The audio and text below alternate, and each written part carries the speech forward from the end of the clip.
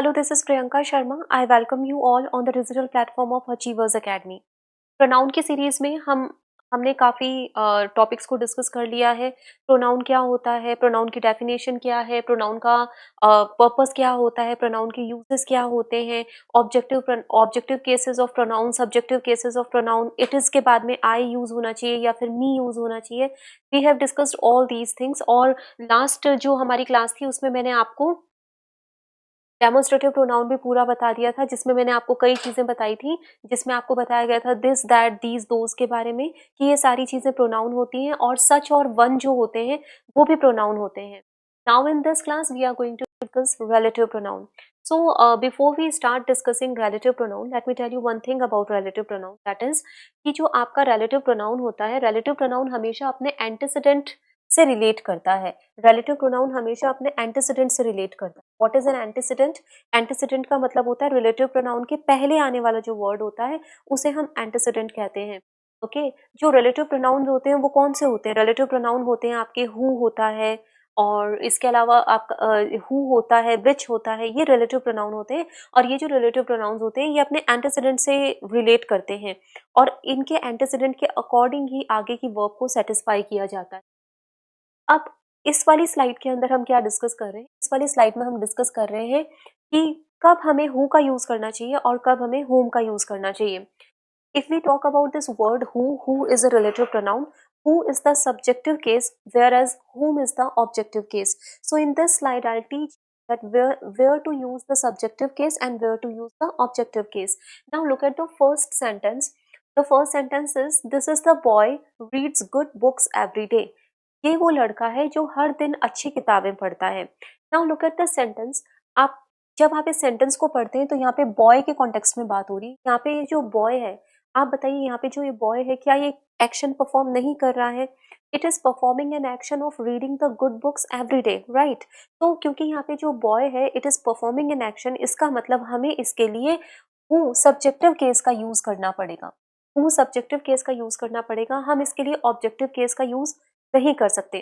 दूसरी सबसे बड़ी बात क्या है, जो आपका हु होता है, हु जो है एक तो वो आपके सब्जेक्टिव केस के साथ में यूज होता है। सब्जेक्टिव केस मतलब जब इसका एंटीसीडेंट वर्किंग हो, एक्टिव हो, है ना, सब्जेक्ट के रूप में काम कर रहा हो। और दूसरा हु का जो फंक्शन होता है वो डिस्क्राइब करने के लिए भी यूज किया जाता है, डिस्क्राइब भी करता है who.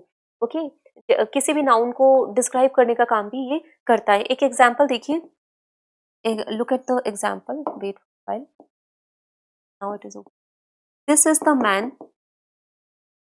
who lives nearby.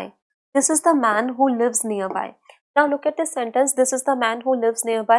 Who यहाँ पर क्या है? relative pronoun है, और ये जो relative pronoun है ये अपने antecedent के लिए antecedent के साथ में ही relation रखता है। अब यहाँ पे जो man है, यहाँ पर इस man को, यहाँ पर man एक noun है जिसके बारे में मैंने और एक्स्ट्रा डिस्क्राइब करा। क्या डिस्क्राइब करा? कि ये वो मैन है जो नियर बाय ही रहता है। यहाँ पे जो मैन है ना तो कोई एक्शन परफॉर्म कर रहा है ना ये पैसिव है, पर मैंने यहाँ पे मैन को डिस्क्राइब किया। मैंने यहाँ पे आपको ये बताया कि ये वो आदमी है जो पास ही में रहता है। तो हु का जो यूज होता है वो दो तरीके से कर सकते हैं। एक तो आप हु का यूज तब कर सकते हैं जब आपको ये बताना हो कि आपका जो इसका हु का जो एंटीसीडेंट है वो एक्टिव है, वो कुछ जॉब परफॉर्म कर रहा है, वो कुछ एक्शन परफॉर्म कर रहा है। या फिर आप इसमें ये भी बता सकते हैं, या फिर आप इसको डिस्क्राइब करने के लिए भी यूज कर सकते हैं। इस सेंटेंस को वापस से देखेंगे, this is the man who lives nearby. ये वो आदमी है जो पास ही में रहता है, दिस इज द मैन। यहाँ पर हु से मैं क्या कर रही हूँ, इस मैन नाउन को डिस्क्राइब ही तो कर रही हूँ। तो this is how we can use who. Okay who जो है सब्जेक्टिव केस भी दिखाता है किसी भी नाउन या प्रोनाउन का, और साथ ही साथ में जो हु होता है वो किसी नाउन को डिस्क्राइब भी करता है। तो this is the function of relative pronoun who. Okay, now let's come back to these questions. This is the boy who reads good books every day. अब यहाँ पे जो boy है, यहाँ पर मैंने who की हेल्प से पहले boy को डिस्क्राइब करा है। ये कौन सा लड़का है? ये वो लड़का है जो हर दिन अच्छी किताबें पढ़ता है। तो मैं यहाँ पर इसके लिए क्या यूज करूंगी? who यूज करूंगी। Now look at this sentence. I met the girl you invited. मैं उस लड़की से मिला जिसे तुमने इनवाइट किया था। अब यहाँ पे जो ब्लैंक है, यहाँ पे whom का यूज किया जाएगा। क्यों यूज किया जाएगा? क्योंकि यहाँ पे जो गर्ल है, गर्ल यहाँ पे कोई भी एक्शन परफॉर्म नहीं करती। ऑलवेज रिमेंबर, जो रिलेटिव प्रोनाउन होते हैं वो हमेशा अपने एंटीसीडेंट से रिलेट करते हैं। यहाँ पर मैं चाहे हु लिखूं चाहे हुम लिखूं, वो किसके कॉन्टेक्स्ट में यूज किया जाएगा, वो इसके पहले आने वाले वर्ड के कॉन्टेक्स्ट में यूज किया जाएगा। तो हुम के पहले यहाँ पे गर्ल आ रहा है, तो इसका मतलब ये जो हुम है ये गर्ल को रेफर कर रहा है, क्योंकि रिलेटिव प्रोनाउन हमेशा अपने एंटीसीडेंट से रिलेट करता है। Now, after reading this sentence, what do you feel? Is girl performing any action here? No, girl is not performing any action. She is acting like an object here. क्योंकि यहाँ पर I met the girl, मिलने वाली मैं हूँ, I met the girl whom you invited, जिसे तुमने invite किया था। इनवाइट करने वाला भी कोई दूसरा है, मिलने वाला भी कोई दूसरा है, and this girl noun is not performing any action here. यहाँ पे ये जो गर्ल है ये कोई एक्शन परफॉर्म नहीं कर रही है, it is working like an object, that is why I have use the word whom here. So again I am telling you the same thing, that you use who the whenever the noun is working, whenever the noun is performing some action, but you cannot use whom when the noun is not performing an action. whom को आपको तभी use करना है जब कोई noun action perform whom आपको तभी use करना है जब कोई नाउन एक्शन परफॉर्म न कर रहा हो, और who को आपको तब यूज करना है जब कोई नाउन एक्शन परफॉर्म करता है। तो इसमें यहाँ पे गर्ल कोई भी एक्शन परफॉर्म नहीं कर रही है, that is why we are using whom here. Now the next question, he is the man works hard for our institute. ये वो इंसान है, ये वो आदमी है जो हमारे इंस्टीट्यूट के लिए कड़ी मेहनत करता है। आप बताइए यहाँ पे जो मैन है इसके लिए क्या लिखा जाएगा, यहाँ पे हु लिखा जाएगा। हु यहाँ पे रिलेटिव प्रोनाउन है और रिलेटिव प्रोनाउन का एंटीसीडेंट यहाँ पर मैन है, मैन से रिलेट कर रहा है हु, और आप यहाँ पे देखिए मैन को डिस्क्राइब करने का काम कर रहा है हु। मैंने अभी आपको बताया था कि हु के दो फंक्शंस होते हैं। पहला फंक्शन तो ये होता है कि हु ये बताता है कि ये जो आपका इसका एंटीसीडेंट है वो वर्किंग है, वो कुछ वर्क परफॉर्म कर रहा है, और दूसरा हु का काम ये होता है कि वो किसी नाउन को डिस्क्राइब करने का भी काम करता है। अब यहाँ पे दिस इज द मैन, अब ये कौन से दिस इज द मैन, कौन मैन, वो मैन जो कि हार्ड वर्क करता है। अब ये पूरी जो लाइन है works hard for our institute, ये इस नाउन को क्या कर रही है, डिस्क्राइब कर रही है। और जब कभी भी किसी नाउन को डिस्क्राइब करना होता है तो हम हु का यूज करते हैं। रिलेटिव प्रोनाउन हु जो है वो हमेशा इंसानों के कॉन्टेक्स्ट में यूज किया जाता है, इंसानों के लिए हु का यूज किया जाता है, और जो जानवर होते हैं या फिर नॉन लिविंग चीजें होती है उनके लिए विच का यूज किया जाता है। तो यहाँ पे गर्ल, बॉय, मैन, ये सब क्या है, ये सब इंसान ही है, और क्योंकि ये इंसान है तो हम इनके साथ में हु का यूज कर रहे हैं। I hope that you people are getting what I am trying to say here. Now let's move towards the next question. The next question is, she is the one all praise. अब आपको यहाँ पे बताना है कि यहाँ पे who आएगा या हुम आएगा। Always remember, a relative pronoun always relates with its antecedent, right. Antecedent क्या होता है, एंटीसीडेंट उसके पूर्व में आने वाला शब्द होता है, उसके पहले में आने वाला शब्द होता है। अब यहाँ पे देखिए she is the one all praises. अब आप यहाँ बताइए यहाँ पे हु आएगा या हुम आएगा। हु तो क्या होता है, हु तो सब्जेक्टिव केस होता है, सब्जेक्टिव केस होता है, इसका मतलब who perform some action, who कुछ एक्शन परफॉर्म करता है। यहाँ पे बात हो रही है शी की, शी इज द वन, ये है वो लड़की है, whom आर प्रेजेस, जिसकी सभी तारीफ करते हैं। यहाँ पे लड़की कोई एक्शन परफॉर्म नहीं कर रही है, इनफैक्ट लड़की को प्रेज किया जा रहा है। She is not praising anybody, she is not performing any action, she is working here as an object because other peoples are praising her, but she is not praising anybody here. Okay, so because she is not performing any action, so we can say that here she is working as an object, not as a subject. And because she is working as an subject, as an object, or as an object, we will use whom here. अगर यहाँ पे ये जो girl है ये कुछ action perform कर रही होती तो हम इसकी जगह पे whom की जगह पे who कर देते, बट यहाँ पर ये कोई एक्शन परफॉर्म नहीं कर रही है ना। आप इसको अगर इस तरह से भी कर सकते थे, जैसे अगर मैं इसको इस तरह से लिखती, she is the one who exercises daily. अब यहाँ पर मैं हु लगाती क्योंकि वो वहां पर अब एक्सरसाइज कर रही है। She is the one who exercises daily, she is the one who reads good books daily. मतलब जब कभी भी कोई नाउन एक्शन परफॉर्म करता है you are suppose to use who for that, but अगर कोई नाउन एक्शन परफॉर्म नहीं कर रहा है, for example this sentence, she is the one all praises, यहाँ पे वो कोई एक्शन परफॉर्म नहीं कर रही है, उसको तारीफ की जा रही है, उसकी तारीफ की जा रही है, इसलिए whom का यूज किया जाएगा।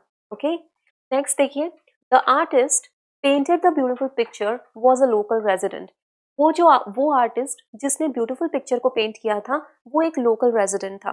अब आप देखिए यहाँ पे आर्टिस्ट के लिए मैं क्या लगाऊंगी, मैं यहाँ पे हु लगाऊंगी, ये आर्टिस्ट जो है इसने एक एक्शन परफॉर्म किया, वो क्या एक्शन था, उसने ब्यूटीफुल पिक्चर को पेंट किया। साथ ही साथ में ये जो हु है ये क्या आर्टिस्ट को डिस्क्राइब नहीं कर रहा है, क्या ये नहीं बता रहा है कि कौन से आर्टिस्ट की हम बात कर रहे हैं। हम यहाँ पे पर्टिकुलरली उस आर्टिस्ट की बात कर रहे हैं जिसने ब्यूटीफुल पिक्चर को पेंट किया था। तो हु जो है वो दो एक्शन परफॉर्म करता है, या तो वो आपको ये बताता है कि कोई जो सब्जेक्ट है, कोई जो नाउन है वो एक्टिव है, वो कोई वर्क परफॉर्म कर रहा है, या फिर वो ये बताता है कि या फिर वो किसी नाउन को डिस्क्राइब करने का काम करता है। यहाँ पर भी तो हु आर्टिस्ट को डिस्क्राइब ही कर रहा है, the artist who painted the beautiful picture. कौन सा आर्टिस्ट, वो आर्टिस्ट जिसने ब्यूटीफुल पिक्चर को पेंट किया था। तो या तो हु आपको उसके सब्जेक्टिव होने का एहसास दिलाता है, या फिर आपका हु जो है वो नाउन को डिस्क्राइब करने का काम करता है। Now look at this example, the teacher is hard working is admired by all. The teacher who is hardworking. Now which option we will go for? Who or whom? We will go for who, क्योंकि यहाँ पर हम teacher को describe कर रहे हैं। कौन सा टीचर हार्ड वर्किंग होता है? वो teacher, the teacher who is hard working is admired by all. कौन सा टीचर एडमायर किया जाता है? वो टीचर एडमायर किया जाता है जो कि कैसा हो, हार्ड वर्किंग हो। तो यहाँ पर हमने फिर से नाउन को डिस्क्राइब करा। कौन सा टीचर एडमायर्ड बाय ऑल होता है? Who is hard working.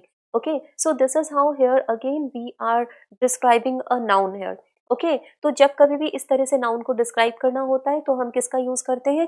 Who का यूज करते हैं। और जब कभी भी जो आपका जो नाउन है वो एक्शन परफॉर्म नहीं कर रहा होता है, वो पैसिव होता है, तो हम किसका यूज कर देते हैं? हुम का यूज करते हैं।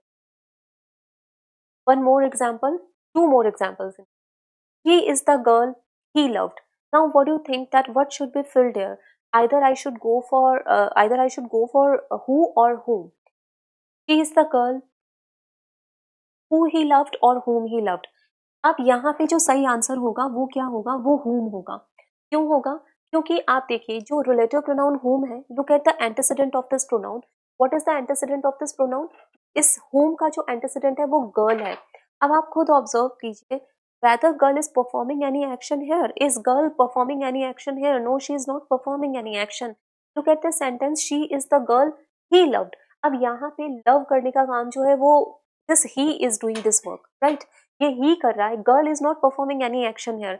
तो क्योंकि गर्ल यहाँ पे परफॉर्म नहीं कर रही है कोई एक्शन, एक्शन तो ही के द्वारा परफॉर्म किया जा रहा है लव करने का, तो दैट इज वाई जो गर्ल है यहाँ पर एज एन ऑब्जेक्ट वर्क कर रही है। तो हम यहाँ पे क्या यूज करेंगे? whom यूज करेंगे।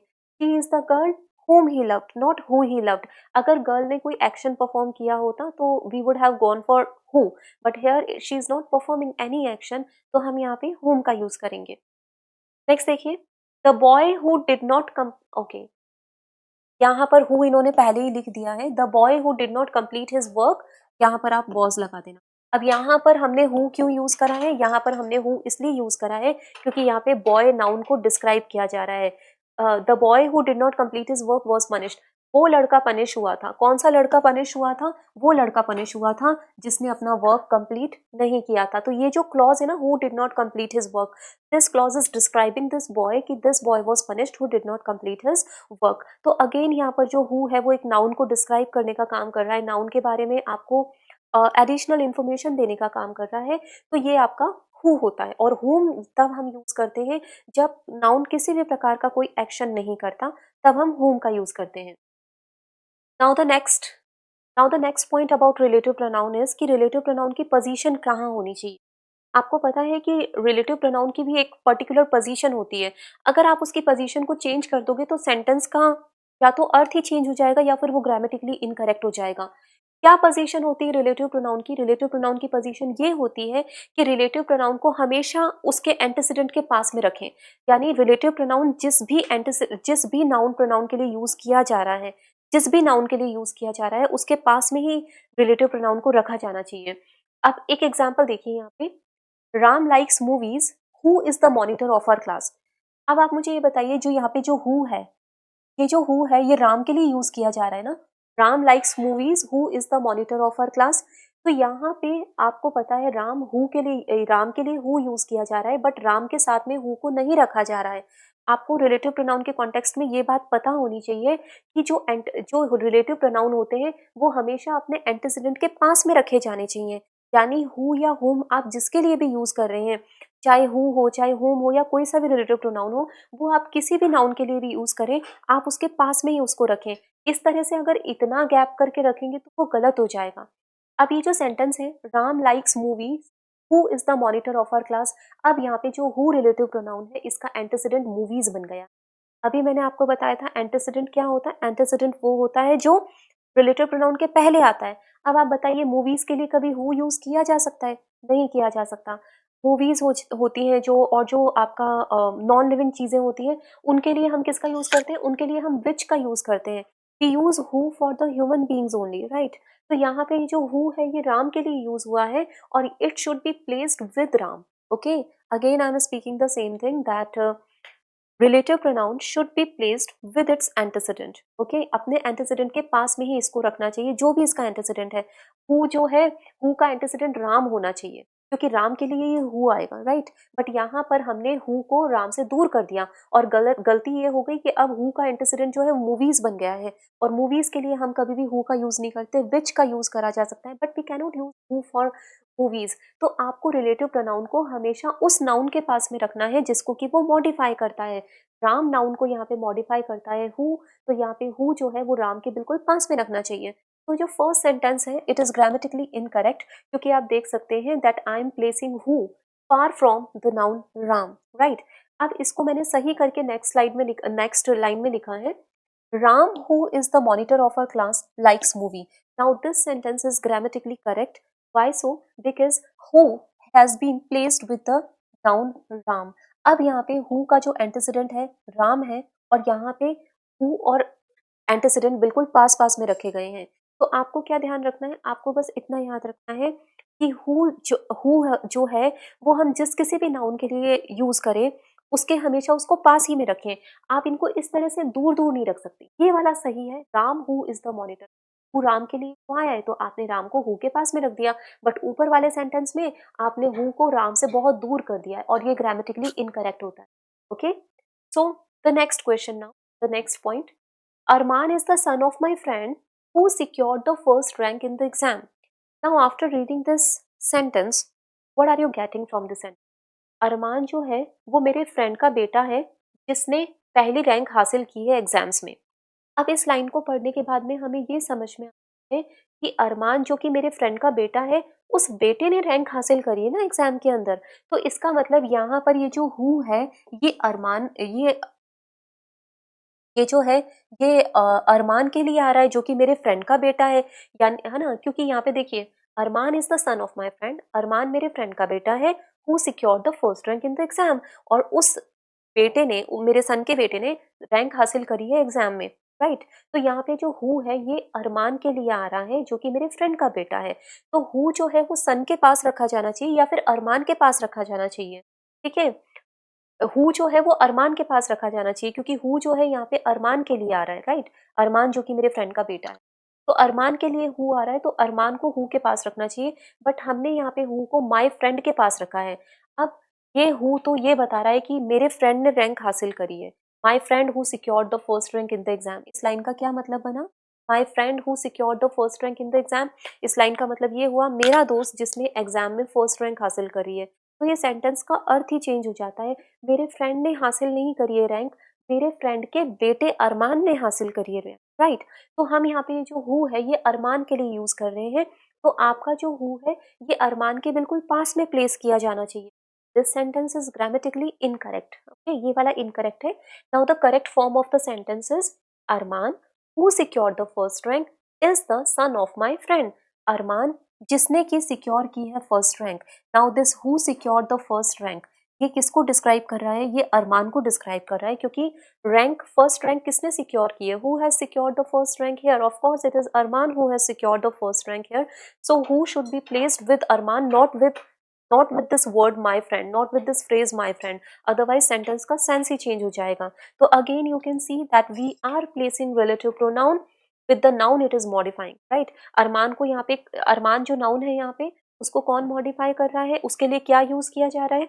हु यूज किया जा रहा है। तो अरमान को और हु को हमें एकदम पास पास में रखना होता है। नेक्स्ट देखिए, the issue is very sensitive which she raised. अभी मैंने आपको बताया था that use who for the human beings and for non and for those things that are not human, जो निर्जीव चीज़ें हैं, जो नॉन लिविंग हैं, उनके लिए क्या यूज़ किया जाता है? व्हिच का यूज़ किया जाता है। अब यहाँ पे जो व्हिच है, ऑब्वियसली ये किसके लिए यूज़ हो रहा है? इश्यू के लिए यूज़ हो रहा है। अगर कोई पर्सन होता तो I would have used here who, लेकिन इश्यू तो कोई पर्सन नहीं है, क्योंकि ये पर्सन नहीं है तो हमने इसके लिए व्हिच का यूज़ किया है। Now look at the sentence, the issue is very sensitive which she raised, यानी कि वो इश्यू बहुत सेंसिटिव है जो कि उसने उठाया। तो अब यहाँ पे ये जो व्हिच है, it is being used for the issue. हाँ, ये द इश्यू के लिए आ रहा है, बट आप देख सकते हैं कि इश्यू और व्हिच दोनों हमने बहुत दूर-दूर रख दिए हैं। बट आपका रूल क्या है? आपका रूल ये है कि आपको रिलेटिव प्रोनाउन उस नाउन के पास में रखना है जिसके के लिए वो यूज़ किया जा रहा है। अब यहाँ पे व्हिच जो है वो द इश्यू के लिए यूज़ किया जा रहा है, बट ये दोनों बहुत दूर-दूर हैं, तो this sentence is incorrect. This sentence is correct. The issue which she raised is very sensitive. यहाँ पे जो विच है ये द इशू को मॉडिफाई कर रहा है, यहाँ पे जो विच है ये द इशू के लिए यूज किया जा रहा है, ठीक है। और इशू एक नॉन लिविंग है, इशू कोई इंसान नहीं है, इसलिए हमने इसके लिए विच यूज करा है। कोई इंसान होता तो हम हु यूज कर देते। तो विच का एंटीसीडेंट द इशू। ओके। और एक बात और बता देती हूँ आपको कि ये जो रिलेटिव प्रोनाउन होते हैं, इनके जो एंटीसीडेंट होते हैं उनके अकॉर्डिंग ही आगे की वर्ब सेट होती है। यहाँ पे देखो, the issue which she raised. अब आप जब ये देखेंगे, ये जो रिलेटिव प्रोनाउन विच है, इसका इसका जो एंटीसीडेंट है वो क्या है? इशू है।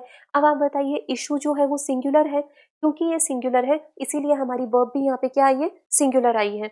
इसी तरह से जो प्रीवियस हमारी स्लाइड्स थी उनके अंदर भी आपने क्या देखा था, है ना? इसके अंदर भी आपने क्या देखा था कि इसके एंटीसीडेंट के अकॉर्डिंग ही वर्ब हमने सेट की थी। ये एग्जांपल देखो, हु का एंटीसीडेंट कौन है? राम। राम सिंगुलर है, क्योंकि राम सिंगुलर है तो आगे वाली हमारी सभी वर्ब्स भी सिंगुलर होगी। Ram who is the monitor of our class likes movie. Likes is a singular verb. Whenever we put as or es with the verbs, the verb becomes singular, and without as or es, the verb become plural. So why I am using singular verb here? Because the antecedent of who here is Ram, and Ram is a singular person. Okay.